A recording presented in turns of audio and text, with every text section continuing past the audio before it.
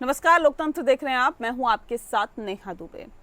मोदी सरकार ने वक्फ संशोधन बिल लोकसभा में पेश करने की पूरी तैयारी कर ली है। बता दें आपको कि 2 अप्रैल को ये बिल लोकसभा में पेश किया जा सकता है। संसदीय कार्य मंत्री किरण रिजिजू ने इस बिल को 8 अप्रैल 2024 को लोकसभा में पेश किया था। तब विपक्ष ने भारी हंगामे के बाद इस बिल को जेपीसी को भेज दिया गया और ऐसे में बीजेपी सांसद जगदम्बिका पाल की अगुवाई में जेपीसी ने इस बिल का ड्राफ्ट तैयार किया, जिसके बाद बिल को कैबिनेट की भी मंजूरी मिल गई। हालांकि संसद में इसे पास कराना सरकार के लिए काफी चुनौती भरा कदम होगा। लोकसभा में सांसदों की मौजूदा संख्या 542 है। अगर बीजेपी की बात करें तो इसके पास सबसे ज्यादा नंबर 240 का है। वहीं अगर सहयोगी दलों को भी जोड़ लिया जाए तो एनडीए सांसदों की संख्या 294 है। लोकसभा में बिल को पास कराने के लिए बहुमत का आंकड़ा 272 चाहिए। ऐसे में अगर बीजेपी के सहयोगी दलों का साथ मिलता है तो इसके लिए लोकसभा में इस बिल को पास कराने में किसी भी तरह की परेशानी नहीं होगी। वहीं विपक्षी दलों की बात करें तो कांग्रेस के पास सबसे ज्यादा 99 सांसद है। वहीं इंडिया गठबंधन के कुल सांसदों की संख्या 233 है। लोकसभा में कुछ सांसद ऐसे भी हैं जो एनडीए और इंडिया गठबंधन दोनों ही गठबंधनों का हिस्सा है। इसमें आजाद समाज पार्टी के एडवोकेट चंद्रशेखर और शिरोमणि अकाली दल की हरसिमरत कौर बादल भी शामिल हैं। वहीं राज्यसभा की स्थिति थोड़ी अलग है। ऊपरी सदन में मौजूदा समय के अंदर सदस्यों की संख्या 236 है। यहाँ भी बीजेपी का नंबर सबसे ज्यादा है। बीजेपी के पास कुल 98 सदस्य हैं। वहीं एनडीए के कुल सदस्य की संख्या 115 है। अगर इनमें 6 मनोनीत सदस्यों को भी शामिल कर दें तो यह आंकड़ा 121 तक पहुंचता है। राज्यसभा में इस बिल को पास कराने के लिए 119 सदस्यों की जरूरत होती है। ऐसे में उसके बाद बहुमत से 2 सदस्य अधिक है। बता दें आपको कि वक्फ बिल में पहले प्रावधान था कि वक्फ ट्रिब्यूनल का फैसला ही आखिरी फैसला माना जाता था। अब किसी भी तरह के संपत्ति विवाद में हाईकोर्ट जा सकेंगे। पहले कोई भी संपत्ति सिर्फ दावे के आधार पर ही वक्फ की हो जाया करती थी। नए बिल में दान किए बिना किसी संपत्ति पर वक्फ अपना बोर्ड अपना अधिकार नहीं जता सकेगा। नए बिल में कलेक्टर को संपत्ति का सर्वे करने और संपत्ति निर्धारण का अधिकार दिया गया है। बता दें कि वक्फ बोर्ड में महिला और अन्य धर्म से 2 सदस्य होने का प्रावधान किया गया है। बताया भी जाता है कि इससे पहले बोर्ड में महिला और अन्य धर्म के सदस्य नहीं होते थे। वक्फ संशोधन बिल को लेकर अमित शाह, एनडीए के सहयोगी और बिहार में सरकार के साझेदार जेडीयू को साधने में जुट गए हैं। शाह ने ललन सिंह और संजय झा के साथ ही बैठक की है। साथ ही बैठक में शाह ने जेडीयू सांसदों के साथ वक्फ संशोधन बिल को लेकर चर्चा की है। बिहार में बीजेपी की अहम सहयोगी लोक जनशक्ति पार्टी ने भी वक्फ बिल को लेकर सकारात्मक रुख दिखाया है।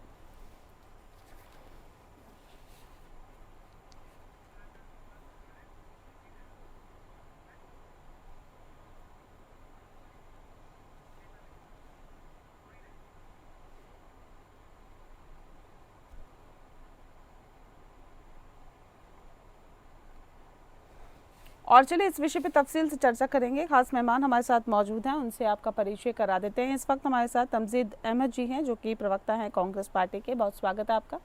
हमारे साथ शशिकांत तिवारी जी हैं, नेता है भारतीय जनता पार्टी के। बहुत बहुत स्वागत है आपका।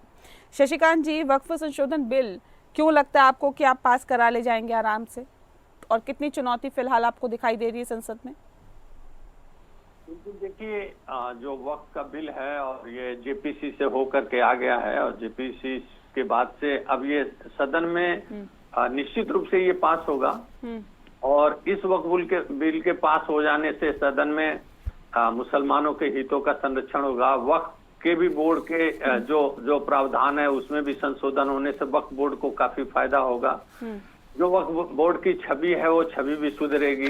जो देश का बहुसंख्यक समाज है उसको लगता है, जो उसके नैरेटिव है कि हमारे कहीं भी ये हाथ रख देंगे, बोलेंगे ये हमारी जमीन है, तो उससे बहुसंख्यक समाज डरा हुआ है। तो तो उससे भी निजात मिलेगा। वक्फ बोर्ड निश्चित रूप से एक निश्चित फॉर्मेट में काम करेगा तो हिंदुओं में भी विश्वास पैदा होगा कि वक्फ बोर्ड सही काम कर रहा है, जो उनका उद्देश्य है वो उद्देश्य पूरा होगा। महिलाओं के उसमें एक महिला सदस्य होने से हम जो आज इस सदी में जी रहे हैं, बेटी पढ़ाओ के उद्देश्य को लेकर महिलाओं की भागीदारी 50% की बात करते हैं, 33% की बात करते हैं, तो वो भी एक नया रास्ता खुलेगा। मुस्लिम समाज में भी महिलाओं को आगे आकर काम करने का मौका मिलेगा। तो ये इस बिल से बहुत उम्मीद है और देश आगे बढ़ेगा, विकास के रास्ते पे जाएगा। वक्फ बोर्ड के बिल के साथ ही वक्फ बोर्ड का भला होगा और निश्चित रूप से वक्फ बोर्ड के जो उद्देश्य हैं वो पूरे होंगे और संसद में पास होगा। हमें पूरी उम्मीद है कि पास होगा, ये संसद के दोनों सदनों में पास होगा और हमारे जो सहयोगी दल हैं वो भी इसका समर्थन करेंगे। ठीक है तमजीद जी, आपने सुना शशिकांत जी को, ये कह रहे हैं कि मुसलमानों का भला होगा इस बिल से, और क्या आपको लगता है कि ये बिल आसानी से पेश भी हो जाएगा और पास भी हो जाएगा और इससे वाकई किसानों का भला होगा? देखिए, भला तो भारतीय जनता पार्टी ने किसी का नहीं किया है, क्या हिंदू, क्या मुसलमान, क्या सिख, क्या ईसाई। आज अगर बेरोजगार है पूरा देश तो निश्चित रूप से भारतीय जनता पार्टी ने सबसे ज्यादा हिंदुओं को बेरोजगार रखा हुआ है। इनको मुसलमानों की इतनी फिक्र हो गई है, हिंदू भाइयों को भूल गई है। आज जो किसानों को जो ये सड़कों पे लाठी मार रहा है वो भी हमारे ज्यादातर हिंदू भाई हैं। अगर बेरोजगार है युवा तो सबसे ज्यादा उसमें हिंदू भाइयों को नौकरी नहीं मिल रही है। अगर जिस तरीके से ये महिलाओं के ऊपर अत्याचार कर रहे हैं तो आप रिकॉर्ड उठा के देख लीजिए, 90% उसमें हिंदू बहन। क्या ये हिंदू मुसलमान करते रहते हैं? किसका ये भला कर रहा है? रोजगार नहीं मिल रहा है तो सबको नहीं मिल रहा है, तो किसकी बात कर रहे हैं समझ में नहीं आ रहा। और वक्त का ये जो बिल आ रहा है, अगर मैं इससे आपको सीधा मैं कहूँ तो कुल मिला के एक तरह से ये मोनूमेंटल लूट जो होती है उसके लिए ये बिल लाया गया है कि सरकारी लूट ये पूरी तरीके से वक्त की संपत्तियों करना चाह रहा है। बुरी नजर है इनके उद्योगपति मित्र जितने हैं उनकी बुरी नजर है इन संपत्तियों पे कि किसी तरीके से लूटा जाए, किसी तरीके से इसको भी कब्जा किया जाए।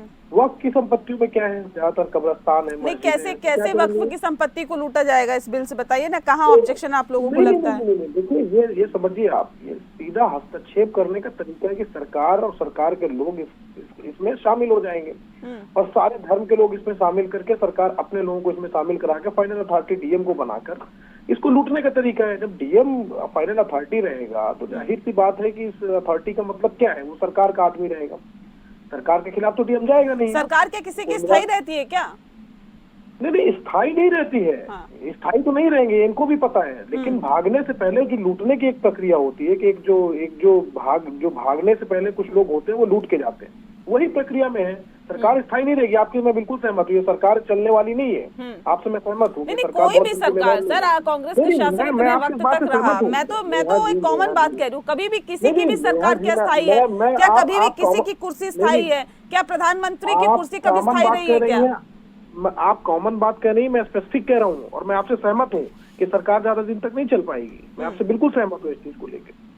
लेकिन चूंकि इनको भी पता है कि झोला उठा के भागने का टाइम आ गया है तो चलो जो लूट लिया जाए उसको भी लूट लिया जाए। ठीक है, देखिए सीधे आरोप है शशिकांत जी, लूट खसोट मचा रहे हैं और अब सीधे तौर पर वक्फ की जमीन पर आप लोगों की निगाहें हैं और इस कमेटी में भी अपने आदमी को बैठाकर आप सीधे उस पर हमला करने की कोशिश कर रहे हैं, उसको अपने कब्जे में करने की कोशिश कर रहे हैं। वहां पे आपका इंटरफेरेंस क्यों? देखिए, ये हमारे साथी जो है इतनी देर बोले हैं, उतने में 1 दर्जन से अधिक बार लूट। तो हमारे देश में गजनी आया था लूटने, खिलजी आया था लूटने, औरंगजेब आया था लूटने। तो ये जो औरंगजेब के अनुयायी लोग हैं तो इनको लूटे ही दिखाई देता है, एक बात। दूसरी बात, कांग्रेस पार्टी वह पार्टी है कि जब पाकिस्तान का बंटवारा हो गया तो सरदार पटेल ने अपने भाषण में कहा कि भाई जब भारत के मुसलमानों ने पाकिस्तान अलग ले लिया तो एक ही रात में फिर कैसे दिल बदल गया कि वो यहीं रहेंगे। तो उस पर नेहरू जी ने एक कदम आगे बढ़ करके वक्फ बोर्ड भी बनवा दिया। इंदिरा जी, राजीव जी उसको पालते पोसते रहे, आगे बढ़ता रहा। और मनमोहन सिंह जी ने कहा कि अल्पसंख्यकों का पहला हक है। तो इन लोगों की आदत है इसी तरह की बात करने की और उसको जो है तुष्टीकरण की कोई इनकी सीमा नहीं है। जितना तुष्टीकरण, ये केवल एक राजनीति करते हैं, मुस्लिम तुष्टीकरण, इसके अलावा इनके पास कुछ है नहीं। बाकी देश ने तो इनको पूरे देश से बाहर उखाड़ दिया। तो ये जो लोग हैं, कोई चीज नेहरू जी हिंदू बिल ला सकते हैं और आदरणीय नरेंद्र मोदी जी वक्फ बोर्ड पे बिल नहीं ला सकते हैं। तो इनकी मानसिकता देखिए, ये वो लोग पड़े हुए हैं यहाँ पे जो औरंगजेब को अपना हीरो बताते हैं और राणा सांगा को ये लोग देशद्रोही बताते हैं। तो उस मानसिकता के ये लोग हैं जिनको अवसर मिलते ही ये लोग बोलने लग जाते हैं और देश के विरोध में बोलते हैं, राष्ट्र के विरोध में बोलते हैं, देश हित के विरोध में बोलते हैं। इनको इससे अब बाज आना चाहिए, क्योंकि जनता ने इनको हर स्टेट से उखाड़ करके बाहर कर दिया है। और अगर आप इन लोगों ने अपनी आदत नहीं सुधारी तो ये विलुप्त प्राय डायनासोर जैसे प्राणी हो जाएंगे। ठीक है, जवाब दीजिए तमजीद जी। जी देखिए, भारतीय जनता पार्टी इस वक्त मानसिक दिवालियापन से जूझ रही है। हाँ। जिन्ना की मजार पे चादर चढ़ाने वाले लोग हमें ज्ञान देंगे आके। पाकिस्तान के बुलावे पे जाके वहाँ बिरयानी खाने अच्छा, ये वाले बताइए, लोग। ये डर है क्या? ये सिर्फ डर है क्या? अभी बहुत खामोशी से आपने उनकी बात सुन लीजिए हमारी बात। हमें तो वो औरंगजेब का फॉलोअर बता रहे हैं ना, तो हमारी बात भी सुन लीजिए कि जिन्ना की मजार पे चादर चढ़ाने वाले लोग और पाकिस्तान के एक बुलाए पे बिरयानी खाने वाले लोग, वहां पे जाके पैर छूने वाले लोग हमको बताएंगे कि क्या चलता है। और ये सरदार पटेल को कोट कर रहे हैं। सरदार पटेल ने आरएसएस पे बैन लगा दिया था, सहमत है ये? संघ पे बैन लगाया था, इससे भी सहमत होंगे ये? इस संघ किस तरह की संस्था है? अंग्रेजों से माफी मांगने वाले लोग हमें आके बताएंगे। जिन्ना की मजार पे चादर चढ़ाने वाले लोग हैं ये जो बैठे हुए हैं। अफजल गुरु को शहीद मानने वाली पार्टी पीडीपी के साथ गठबंधन करने वाले लोग हैं। ये है देशभक्ति इनकी, सच्चाई इनका चेहरा ये है। अब जब उजागर होना शुरू हो गया तो जाहिर सी बात है उस चेहरे को उजागर करना जनता जान चुकी है इनका असली चेहरा क्या है। इनका असली चेहरा कुछ नहीं है। कुल मिला के पहले इन्होंने किसानों की संपत्तियों को लूटने का प्रयास किया, कांग्रेस पार्टी ने नहीं होने दिया। पहले इन्होंने सबसे पहला जो लाया था काला कानून बिल, जो किसानों के खिलाफ इन्होंने हमला किया था। और उस किसान कौन थे वो भाई? 90% उसमें हिंदू थे, उनकी जमीन क्यों लूट रहे थे आप? जब उनसे बचा पाए हम उस जमीनों को, तो अब ये इधर वक्त की संपत्तियों को लूटने पे लग गए हैं। तो इनका सीधा मकसद है कि किसी भी तरीके से देश के लोगों की संपत्ति, और ये यहीं तक वक्त की बात नहीं है, धीरे धीरे ये लोगों को घर भी कब्जा करने के लिए अपने उद्योगपतियों को अपना एक बिल लेके आएंगे कि कोई भी उद्योगपति जो जिसका घर चाहे जाके कब्जा कर ले, ये भी करने का प्रयास करेंगे। कोई ऐसा बिल भी लाएंगे वक्त के बाद कि उद्योगपति मित्र अगर किसी का घर कब्जा करना चाहे तो उनको एक खुली छूट दे देंगे। तो भारतीय जनता पार्टी इस देश को पूरी तरीके से एक अराजकता की तरफ लेके जाना चाह रही है, लेकिन कांग्रेस पार्टी ये होने नहीं देगी। कांग्रेस पार्टी कैसे रोकेगा? अच्छा बताइए ना, कैसे रोकेगा? नहीं, ऐसा नहीं है। अभी ये 400 सीटें, इसका ये तो इनका तो सपना क्या था नेहा जी? इनका तो सपना ये था कि 400 सीटें दीजिए, हम इस संविधान की हत्या कर देंगे। उसको छोड़िए ना, नहीं जीत पाए 400 सीटें। हम तो ये कह रहे हैं कि एनडीए के पास 294 सीटें हैं लोकसभा में। छोड़िए नहीं, छोड़ने वाली बात नहीं, बात समझिए मैं क्या कह रहा हूँ। मैं बहुत गंभीर बात कह रहा हूँ। इनका सपना था 2024 के चुनाव में कि 400 सीटें दीजिए, हम इस संविधान की हत्या कर देंगे। बाबा साहब के संविधान जो लिखा है उसकी हत्या करने का प्रयास था, नहीं कर पाए, 240 सीट पे आगे टिक गए। देखते जाइए, अभी आगे ये संविधान के रास्ते ही हम इनको रोक देंगे और जिन्ना की मजार पे चादर चढ़ाने वाले लोगों को किसी भी तरीके से इस देश के अंदर फूट डाल के राज करने नहीं देंगे। कैसे रोकेगा? मैं वही पूछ रही हूँ ना, आंकड़े तो आपके पक्ष में नहीं है ना। संख्या बल के जरिए भी, संविधान के रास्ते भी। कैसे रोकेगा ना सर? संख्या बल तो संख्या बल वो रणनीति हमारे ऊपर छोड़ दीजिए। और नहीं भी रोकेंगे। अभी किसान तो एनडीए के सहयोगी आपके साथ आ रहे हैं क्या? नेहा जी एक बात मैं आपको इतिहास याद दिला देता हूँ। जब ये किसानों के खिलाफ काला कानून लाए थे जिसमें किसानों की जमीन कब्जा करने का इन्होंने प्रयास किया था, हमारे पास 44 सांसद थे। कर पाए थे? कर लेते अगर थी इनके पास मेजोरिटी थी। उस समय तो 300 350 सीटें थी, कर लिए थे। करने दिया था कांग्रेस पार्टी ने, हिम्मत थी उनकी, कर लेते। 350 सीटें थी इनके पास। जब इन्होंने किसानों का काला बिल लेके आए थे, किसानों की जमीनों को कब्जा करने का जो इन्होंने प्रयास किया था, क्या कर पाए थे? तब भी आपने कौन आ रहा है आपके साथ, बताइए ना। 294 इनके पास सांसद है लोकसभा में। मैं कह तो रहा हूँ नेहा जी, मैं तो आपको इतिहास से जवाब दे दिया कि जब अभी तो 293 है ना, उस समय इनके पास 400 सीटें थी जिस समय किसानों के खिलाफ इन्होंने कब्जा करने का बिल लाए थे। शशिकांत जी जवाब दीजिए। पास तो नहीं होने देंगे, आखिर में सुनिए नेहा जी, हम पास नहीं होने देंगे। साम दाम दंड भेद सभी तरीके अपनाएंगे, लेकिन पास नहीं होने देंगे। नेहा जी, किसानों के खिलाफ जब बिल लेके आए थे तो प्रधानमंत्री मोदी जी को माफी मांगना पड़ गया था कि हमसे गलती हो गई। तो आप समझ सकती हैं ये देश जो है ना, ये देश कंसेंसस से चलता है। तो आप देखते जाइए अभी आगे क्या होता है। ये माफी वीर लोग हैं। जवाब दीजिए शशिकांत जी जल्दी से। नेहा जी देखिए, इनके पास 44 सांसद हो तो 99 हो, हमारे देश में कुछ पार्टियों को जात सरोज पाल रहा है और जहाँ सोरोस के यहाँ से धन आता है उसी से अराजकता वाली सारी प्लाटिंग बनती है, सारा स्क्रिप्ट बनता है। अब आप सुनिए, अब बोलिए मत बीच में, अब आप बीच में मत बोलिए, अब आप बीच में मत बोलिए। जहाँ सोरोस से पलने वाले लोग, आप बीच में मत बोलिए, अभी रुक जाइए। अब हमारे देश में जिस तरह बांग्लादेश में, सुनिए बीच में डिस्टर्ब न करिए, बांग्लादेश में जिस तरह से स्क्रिप्ट लिखा गया और बांग्लादेश में तख्ता पलट किया गया, उसी जांच को रोक के चलने वाले लोग हैं। और किसान आंदोलन भी उसी का हिस्सा था, उसके कार्यकर्ता, इनके कार्यकर्ता उसमें जाके बैठते थे, किसान नहीं बैठते थे। किसानों को भरोसा है कि नरेंद्र मोदी हमारे खिलाफ कभी नहीं जाएंगे, और किसानों के नेता हैं नरेंद्र मोदी, किसानों के हितैषी है नरेंद्र मोदी। इनका स्क्रिप्ट लिखा जाता है 7 समंदर पार, और बांग्लादेश का सपना ये देख रहे हैं। ये लोग बांग्लादेश का सपना देखने वाले हैं कि भारत में ऐसा करेंगे, ऐसा बांग्लादेश में कर चुके हैं। और उस फोरम के उपाध्यक्ष हैं, सौ अध्यक्ष हैं सोनिया गांधी जी, जो फोरम चल रहा है अंतर्राष्ट्रीय। सर मुझे बताइए, देशभक्ति का पेटेंट आप लोगों ने ले रखा है क्या? कोई दूसरा देशभक्त नहीं हो सकता क्या? वो देशद्रोही हो सकते हैं क्या? जिंदगी मजार पे ज्यादा चढ़ाने वाले लोग हैं शशिकांत जी। नहीं, ऐसे कैसे आप ये कह सकते हैं? सवाल किससे है? आपसे ही है शशिकांत जी। भारतीय जनता पार्टी हिंदुत्व सनातन की आप बात करते हैं, ठीक है, करिए, आपकी अपनी राजनीति आप कर सकते हैं, लेकिन देशभक्त होने का सर्टिफिकेट क्या भारतीय जनता पार्टी से लेने की जरूरत है किसी को? मैं जवाब दे रहा हूँ, भारतीय जनता पार्टी से लेने की जरूरत नहीं है। जनता इसका सर्टिफिकेट देगी और जवाब देगी। और जनता ने किस तरह इनका चादर खींच लिया, सारे स्टेट से चादर खींच के इनके अभी दिल्ली चुनाव क्या हुआ, हरियाणा में क्या हुआ, महाराष्ट्र में क्या हुआ, मध्य प्रदेश में क्या हुआ, छत्तीसगढ़ में क्या हुआ, राजस्थान में क्या, चादर खींचती चली जा रही है। जो हो रहा है सभी के सामने है ना, जो हो रहा है वो सभी के सामने है। हम उसमें इनके कर्मों के कारण खींच रही है, इनके मुस्लिम तुष्टीकरण के कारण खींच रही है, और आगे भी जनता इनको वाम जैसे हमारे आपके कर्मों के कारण क्या फिर आपको 400 सीटें नहीं आई? बताइए ना, 400 सीटें क्यों नहीं आप लेके आ पाए? 400 पार का नारा दिया था आप लोगों ने। हाँ, नारा हमने दिया था, नारा दिया था, लेकिन जांच सोरोस के यहाँ से एक चुटकुला आ गया और लगी पार्टियां बताने की संविधान को खतरा है, आरक्षण को खतरा है, वो तो फिर वहीं से चिट आया था। वो तो आप कहीं से भी जो भी जनता में मैसेज गया हो, लेकिन आपके पक्ष में तो नहीं गया, कुल मिला के ये है। लेकिन बिल्कुल गया, जनता ने सरकार बनवाई है। आज प्रधानमंत्री कौन है? मुझे इसके 3 से 4 फायदे बता दीजिए। इस वक्फ संशोधन बिल के क्या फायदे होंगे, कैसे मुस्लिमों को फायदा मिलेगा? सिर्फ 4 फायदे गिना दीजिए मुझे सर। हाँ, मैं बता रहा हूँ। वक्फ बोर्ड सुचारू रूप से काम करेगा, वो जो भी इनके धर्मार्थ कार्यों को देखेगा, आज उस पे जो भी जब पीछे का इतिहास रहा है, उसके हाथ में शक्तियां कहाँ रहेगी? कौन शक्तियां? उसके हाथ में क्या शक्तियां रहेगी, ये बताइए ना, कैसे देखेगा वो? भाई वो तो माफियाओं के गिरोह में था, पिछले 50 साल से माफियाओं के कब्जे में था। अब वो आएगा, जो एक्चुअल जो बोर्ड का फॉर्मेट होगा, उन लोगों के जो सदस्य चुने जाएंगे, उनके हाथ में शक्ति आएंगी। अभी तो वो 50 साल तो रही है गिरोह के माफिया लोगों के हाथ में, और वो जिसका चाहते थे जमीन कब्जा कर लेते थे। अब ये सब नहीं होगा इस देश में।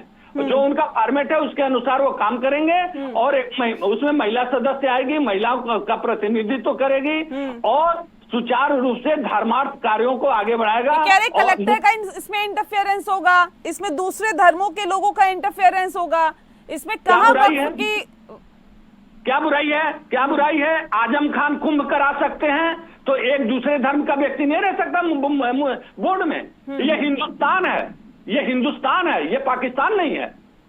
आजम खान करा सकते हैं कुंभ, हमारे हिंदुओं को भरोसा रहा कि चलो आजम खान करा रहे हैं, और ये एक सदस्य से विचलित हो रहे हैं। ये हिंदुस्तान है, ये पाकिस्तान नहीं है। और किसी भी देश में, मुस्लिम देश में ऐसा वक्फ बोर्ड नहीं है। इस तरह का कोई वक्फ बोर्ड नहीं है जिस तरह का हिंदुस्तान में कांग्रेस पार्टी ने बनाया। नेहरू जी बनाए, इंदिरा जी बनाए, राजीव गांधी बनाए, और मनमोहन सिंह जी बनाए। इस तरह का कहीं वक्फ बोर्ड नहीं है जिस तरह का इन लोगों ने वक्फ बोर्ड दिया हिंदुस्तान को। ठीक है, जवाब दीजिए तंजीर जी कि कह रहे हैं ऐसा वक्फ बोर्ड कहीं नहीं है, और ये बिल्कुल सही है, सटीक है, बेहतर है। मेरे एक बात समझ में नहीं आ रही है, ये आरोप लगा रहे हैं हमारे ऊपर कि तुष्टीकरण हम कर रहे हैं, मुसलमानों के फायदे ये बता रहे हैं। समझ में नहीं आता है। मैं इसी वजह से कह रहा हूँ कि भारतीय जनता पार्टी इस वक्त मानसिक दिवालियापन से गुजर रही है। और वक्फ बोर्ड क्या बनाया कर रहे हैं। वक्फ बोर्ड एक अपनी संस्था थी, स्वायत्त संस्था है, उसको कांग्रेस पार्टी ने निश्चित रूप से जो चाहे वो हिंदुओं का जो है उसको भी कांग्रेस पार्टी ने जितने भी स्थल है उसको मजबूत करने का काम किया, जैन समाज का है उसको मजबूत करने का काम किया, सिख समुदाय उसका मजबूत करने का काम किया कांग्रेस ने, तो सारी स्वायत्त संस्थाओं को। और नेहा जी आपको एक बात और बता दूं, इन्होंने जैन मंदिरों तक को नहीं छोड़ा, वहां पे भी इन्होंने उसको टूरिज्म के डिपार्टमेंट के अंडर ले लिया, वहां पे ये चला रहे हैं। कितना भारी विरोध है जैन लोगों के बीच में, इनको अंदाजा भी है इस चीज को लेके। तो कुल मिला के ये रुकने वाला नहीं है, पूरी तरीके से इनका मकसद है कि किसी तरीके से जितने भी धर्म है वो कैसे चलेगा, वो कैसे लोगों को चलाना है, चाहे वो हिंदू धर्म हो, चाहे मुस्लिम धर्म हो, चाहे जो धर्म हो। भारतीय जनता पार्टी की एक कोशिश और साजिश है कि धर्म कैसे चलेगा ये बताएंगे, लेकिन देश आपसे सुनने वाला नहीं है। बाबा साहब के संविधान से देश चलेगा। आपके जो हत्या करने का प्रयास था, जिन्ना की चादर में मजा चढ़ाने वाले लोग को अब देश बर्दाश्त करने की स्थिति में नहीं है। ठीक है। अच्छा, मुझे इसके 3 घाटे बता दीजिए, खराब चीजें जो घाटे सबसे बड़ा घाटा तो यही है कि देश की संपत्ति, अब ये बताइए, मान लीजिए कब्रिस्तान है या शमशान घाट है, कोई भी है, मस्जिद है, वक्त की ज्यादातर संपत्तियां यही है, कब्रिस्तान और मस्जिद है। तो क्या मस्जिदें और कब्रिस्तान को अपने उद्योगपति मित्रों को सौंपने की साजिश रच रहे हैं? यही करने का प्रयास तो होगा कि जहाँ पे कब्रिस्तान है या जहाँ पे मस्जिदें हैं, भाई वक्त की संपत्तियां क्या है इनको पता नहीं होगा, इनको कोई आइडिया नहीं है। ज्यादातर उनमें से मस्जिदें और कब्रिस्तान है।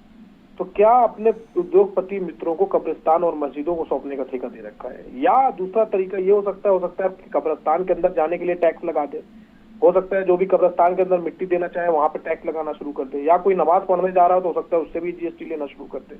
हिंदुओं में जो शमशान घाट पे आपको पता है लकड़ियों तक पे इन्होंने जीएसटी लगा रखी है, अंतिम संस्कार के टाइम कपड़ों तक पे जीएसटी लगा रखी है, अगरबत्ती तक पे जीएसटी लगा रखी है। ये कौन से धार्मिक लोग हैं? ये तो अधर्मी लोग हैं, इनसे धर्म से कोई लेना देना नहीं है। ये कुल मिला के अपने उद्योगपति मित्रों के लिए ये जो करना चाहेंगे ये कर देंगे। उसी प्रयास में डर है क्या? संपत्तियों को लूटने, डर नहीं है, ये सच्चाई है, ये देश को बताना जरूरी है। यही काम हम लोग कर रहे हैं। हमें क्या डर है ये बताइए?